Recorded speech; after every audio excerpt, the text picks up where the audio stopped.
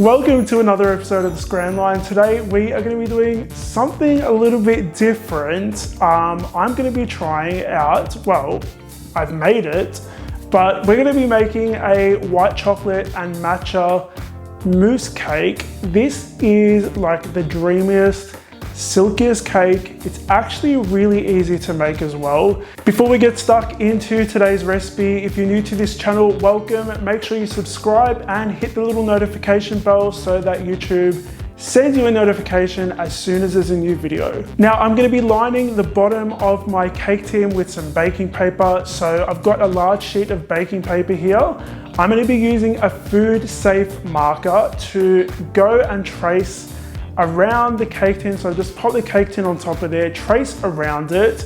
We're going to be cutting on the inside of that circle because the bottom of the cake tin is actually a little bit smaller than the circle that we've traced. We've got a 5-inch tall piece of acetate, so it doesn't really matter how long it is, but the cake tin is 4 inches high. We want to make it about an inch bigger than the cake tin, so taller than the cake tin. We're going to pop that acetate on the inside, tape it with a little bit of sticky tape, and we're going to set that aside and move on to making the matcha sponge. You're going to pop the milk and butter into a small microwave safe bowl. You're going to microwave it for about 20 seconds at a time. Stir it each time until it's completely melted. Now guys, if you want to grab the full measurements for this recipe, it's going to be on my website, thescranline.com. I'll leave a link down below for you guys. Now, this is almost like making a Victoria sponge cake recipe. So what you're doing is you're actually going to be popping your eggs and your sugar into a large mixing bowl. I'm using some electric hand beaters to whip this up until it triples in size and goes pale in color. We're going to sift our flour in there and our culinary grade matcha green tea powder. It smells so good, guys. We're going to use a spatula to just gently fold that into our egg mixture. Now guys, be super duper gentle because we've just whipped up a lot of air into our eggs, which is going to help our cake rise. So you don't want to kind of deflate the mixture by deflating all the air out of it. So be really gentle when you fold that flour into the rest of the egg mixture. Once you can see no large clumps or groups of flour in your batter, you're ready to stop mixing and you're going to pour this into an 8-inch cake tin. I've just lined the bottom with some baking paper and sprayed it with some oil. Once you've got that in there, we're going to bake it for about 20 minutes. This cake doesn't actually need that long to bake. And then we're going to let it cool down completely. Once your cake has cooled, I'm going to be using a 7-inch cake cutter. I've grabbed this online as well, but you can grab them at cake supply stores. And we're going to be cutting this cake by just popping that cake cutter on top and pressing down. Now, the reason I like to do this part is because I want that nice green showing on our final cake. And you can see that the cake is kind of caramelized a little bit, which is completely normal, but I just want a little bit of that nice matcha green showing. Now, if you don't have a cake tin, you can just actually use your 7-inch cake tin and just use a knife and use that tin as a guide to cut out your circle. We're going to move on to making our white chocolate and matcha mousse. So for this part, we're going to be using some gelatin leaves. Gelatin leaves are basically what's going to help our mousse set. The alternative to this is using gelatin powder.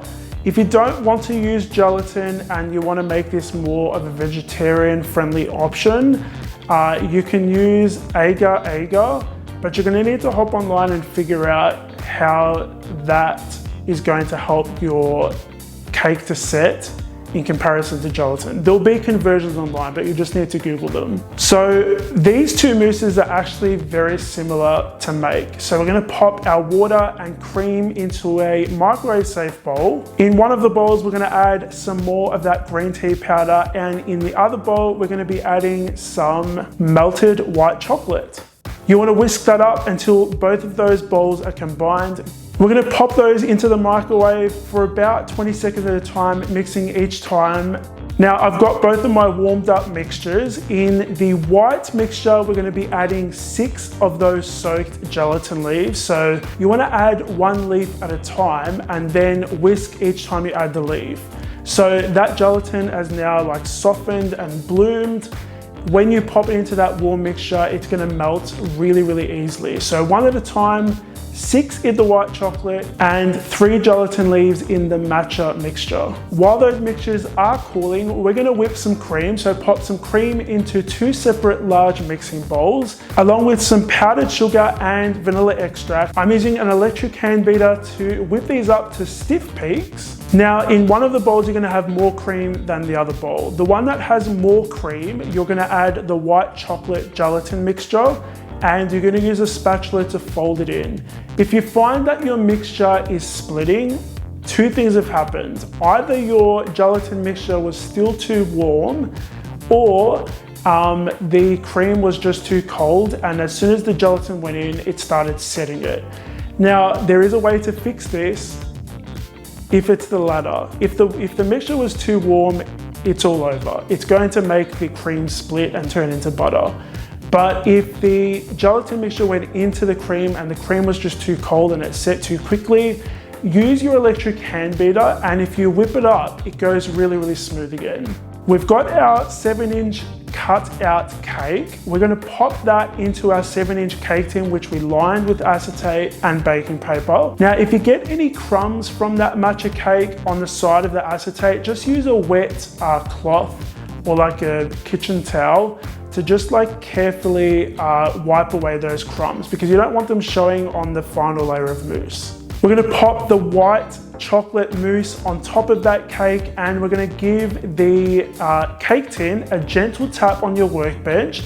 That's gonna help any air bubbles come up to the top and get everything like really set in there on top of the cake. You're gonna pop this in the fridge for about 20 minutes to set slightly before you pop your matcha mousse on top of that. You're gonna have less matcha mousse because we made less matcha mousse. Use a small offset spatula or the back of a tablespoon to smoothen it out before you pop it in the fridge to set completely for about 2 hours. Carefully take out your cake from the cake tin, unwrap it very, very gently. We are going to dust the top with a generous amount of matcha green tea powder. And guys, that is our matcha white chocolate mousse cake. I hope you guys enjoyed watching this video. I had so much fun making something different, guys. I've been making cupcakes, macarons, and cakes for such a long time. I hope you guys are enjoying like some different stuff. If you want the recipe for this cake, you're gonna grab it on my website, scranline.com. Link for that is in the box below. Make sure you subscribe and hit the notification bell, guys. Hit the like button as well. I'll see you all on the next episode of the Scran Line.